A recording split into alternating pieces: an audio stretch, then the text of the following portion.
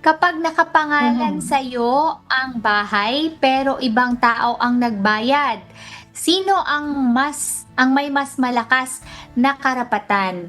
Yung lagi nating sinasabi, Attorney M, yung best evidence rule. Kung ano yung Yes. nakasulat sa ating mga original na dokumento na nagsasaad doon na siya ang may legal na karapatan, siya po ang may mas malakas na karapatan.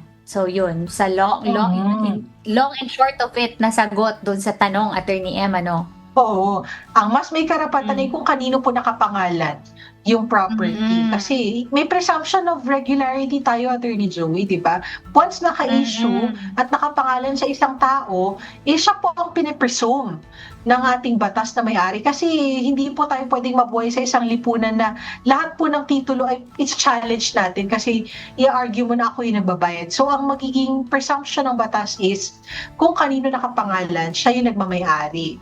At the same time, Attorney Joey, Mm. gusto siguro nating linawin, nagbabayad ng alin?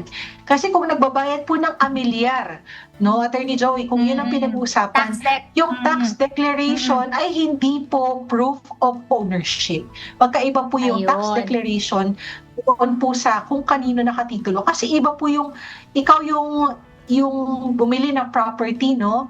At sa'yo na ipangalan. At Mm. iba din yung pagbabayad ng amilyar o yung tax declaration na binabayaran po every year. So again, yung Oo. pagbabayad ng amilyar o yung tax declaration is not proof of ownership.